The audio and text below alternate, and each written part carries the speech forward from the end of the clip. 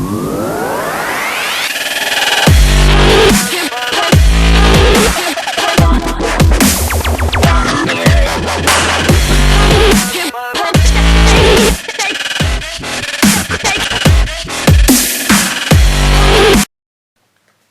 guys, Ace back and welcome to Wargaming Weekly. This is the weekly show where I review everything that's going on in the wargaming world. So welcome, thank you very much for joining us. Thanks again to our sponsor Wargames. Do check them out for all your hobby goodness. And if you'd like to support me, do click the link below to my Patreon account and become a patron. There's no one yet on board, so I'm looking forward to seeing who becomes the very first Ace Patreon.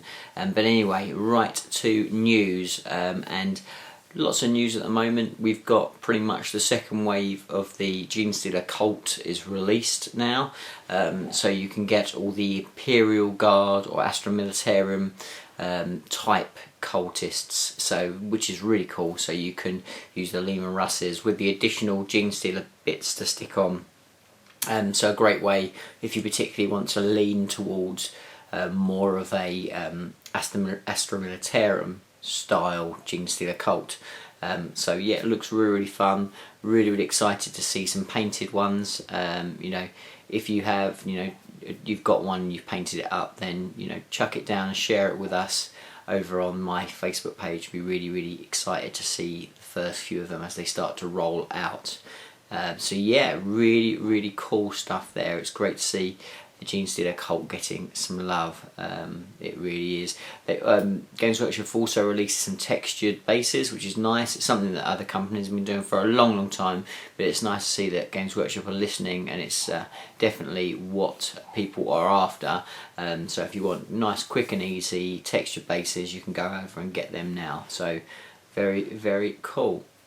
Okay, so as you can probably see from the title, what I want to talk about a little bit this week is the No Retreat tournament, No Retreat 3. So I've just come back, fantastic time, and I thought I would tell you a little bit about it because there's a little bit of news coming on later which will be very exciting to you.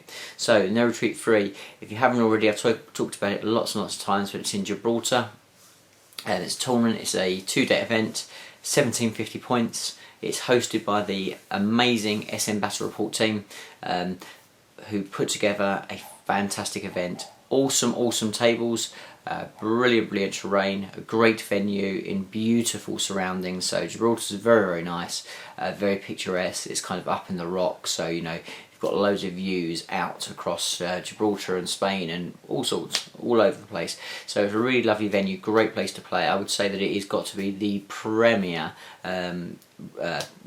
wargaming retreat. I've seen many others sort of on YouTube and what have you, and I will tell you for sure this beats the socks off all of them. So if you really want kind of a wargaming holiday and you absolutely love the painting and the hobby element of it, this is your type of tournament. It's very laid back, very chilled.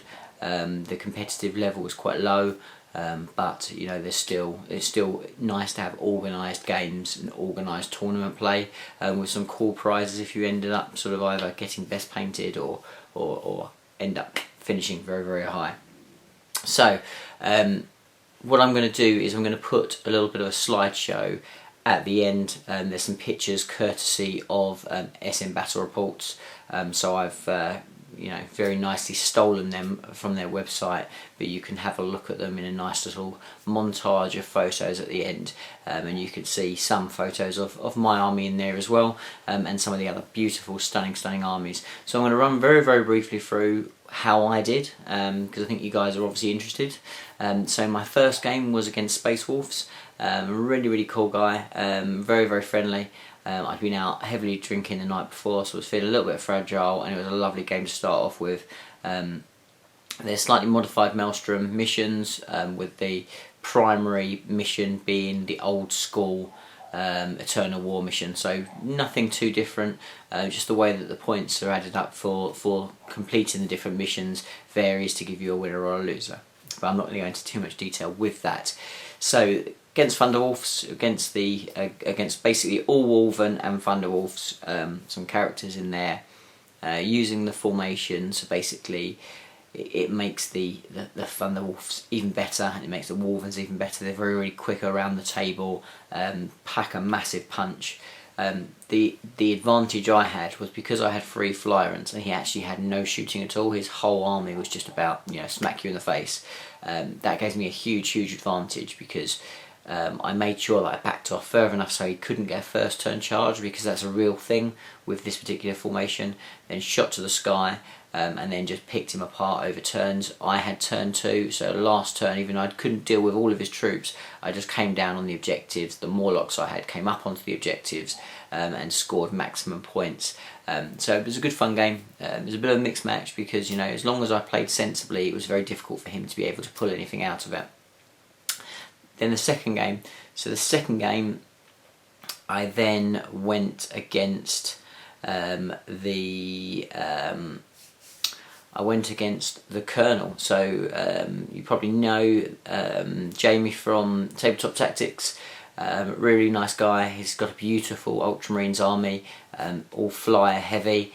So a very, very tough game on paper for me. The problem, not for me but for the Colonel, was it was kill points was the primary mission. He had lots and lots of scout skimmers, so his mission more or less was he needed to kind of table me pretty much to be able to beat me, which is absolutely achievable with so much shooting that he had.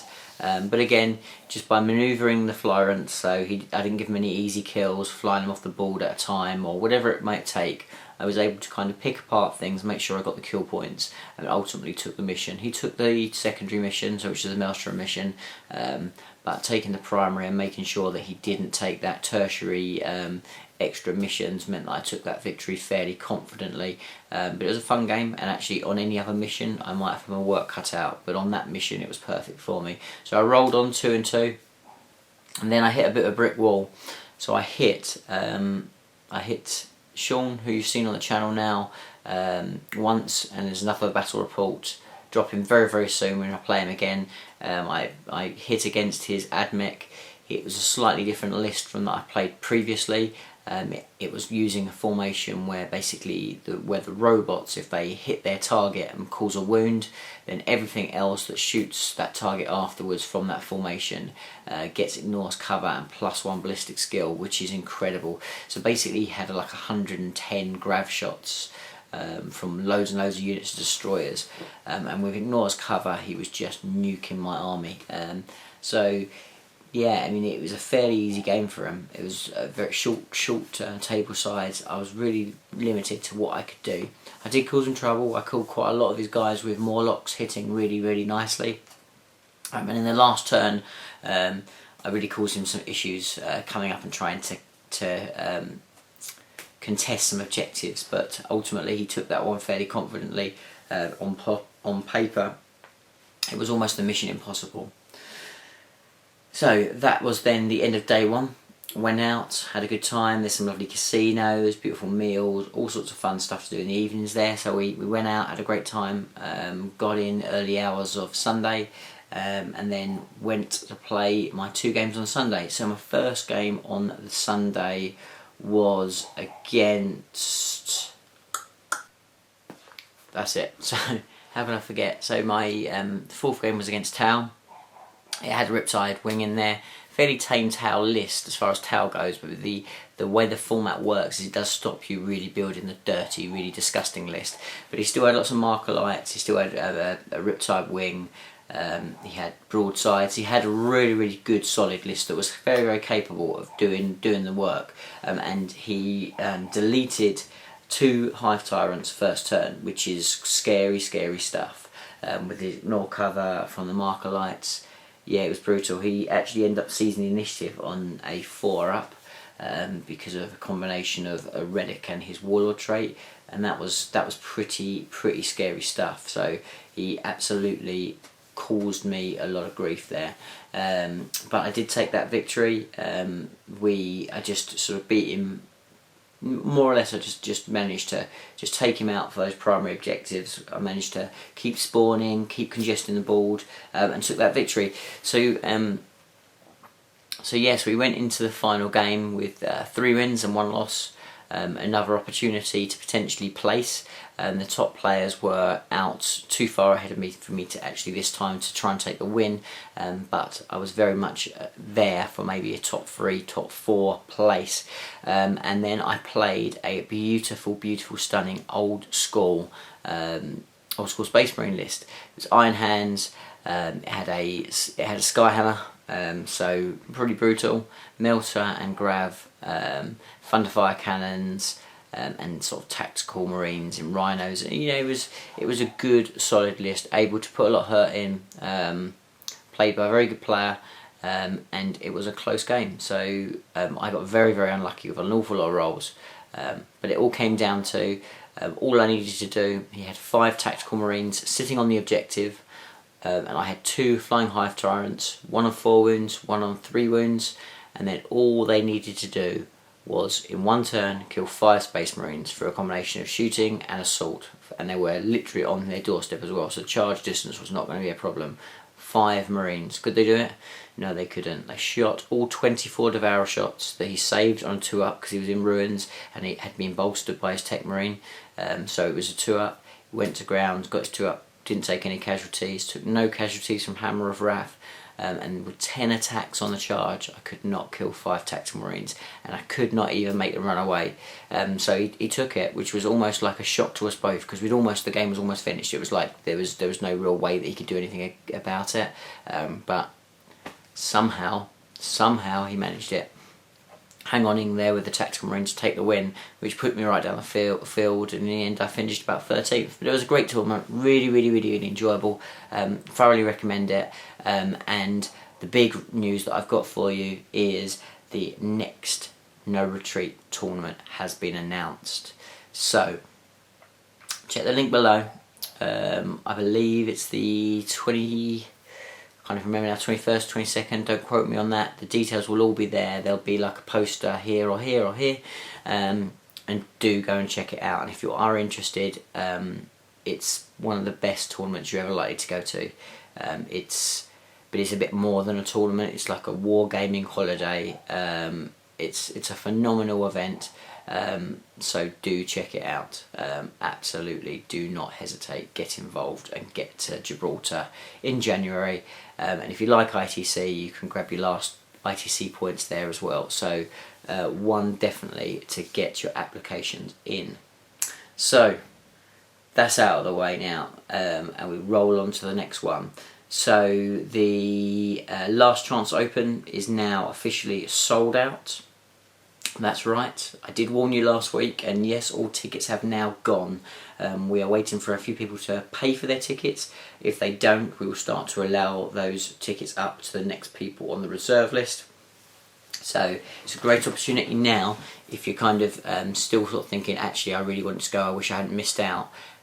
Get your name on the reserve list, and there'll be a good chance of you picking up a ticket as the people drop out that haven't paid. Generally you're looking at about a 5% dropout for most tournaments, if not a little bit more, so it's not too late. Get your name on the reserves list, cross your fingers and see what happens. But yeah, officially as of now the Last Chance Open is sold out. Okay, so on to more news. So I said about it last week, Nick's Get It Painted challenge has started. It's great stuff. There's some people getting involved already, and I thought I'll just have a quick little look over here and show you what I'm doing. So what have we got here? So I am painting my Calm the Bloodied. Now you won't be able to see him because obviously it's not a desk shot, but let's see if we can get him in focus so you can kind of see him a little bit. Are you going to see him? There we go. So he's very early stages, and obviously he's a real centre figure, so I will give him some serious love. But yeah, so just sort of more or less done the white on majority of him, done his head, and I'm just sort of working on blocking in his colours and then starting to layer them up. But if you've got things that you're working on that you're kind of like pushing through, then you know, share them on the Get It Painted Google page. There'll be a link below again, so jump over to that and get involved. So, rumours. So, as always, these rumours are just... in fact, I'm not even going to say that, because thankfully now GW are quite happy to even take a laugh at themselves, so I'm sure they will not worry about me talking about rumours. Which is a really nice change of pace for GW, whereas everything before was always, you know, cloaked in shadows and you know, and disguised. Now it seems they're really, really happy to kind of celebrate the fact that everyone's excited about new and upcoming releases. So they recently even released a bit of a joke at themselves video. If I can, I'll link that below as well. And they sort of they've had a bit of a joke about what's potentially coming out. So we have now seen the pictures from the box art and even a look at the miniature itself. So just similar as they did with Khan, we now have a definite that a incredible model is going to be released in the very near future, which will be Magnus the Red, the Demon Primarch. And this thing looks to be huge. So when you look closely at it, it has Space Wolf's like Contempted Dreadnought arm on it by the looks of things. Yeah, it looks like it's going to be phenomenal. Now, because it's Demon Primarch, the chances are that this will be something for 40k and not for 30k, which is very, very interesting, because it looks like potentially we're almost going to get a dual kind of release almost at the same time as the new 30k stuff with, you know, with the Space Wolves and the Thousand Suns, but we're also going to get potentially the next episode of the Fenris story, where we're potentially going to get Magnus the Red and all sorts of stuff going on there, which is crazy stuff, because, you know, it's huge. So expect to see a lot more of that in the coming weeks, but it looks like there's some beautiful models that are just starting to circulate in time for Christmas. And if you believe what you hear, which sounds like it will be the case, this is just the start. We're going to see a lot more of the Demon Primarchs, and we will see all of the living Primarchs as well. So expect to see anybody that's been hiding away, anyone that's disappeared, anyone that hasn't got their head on a pole is likely to be popping up in a beautiful model very soon. So work out who you want, because very, very soon you'll get an opportunity to get those models. And that's it, guys. So not lots of questions from last week. So again, if you do want to ask me questions, do pop them in the comments below. I will do my best to get time to answer them in the next video. Apologies for the dog that you can probably hear barking. My dogs, I think, want their dinner. Either that or the kids are causing them grief downstairs. So apologies for that. Hope you enjoyed this episode, and stay around for the video, for the pictures from No Retreat. But until next week, I'll see you again soon. Bye for now.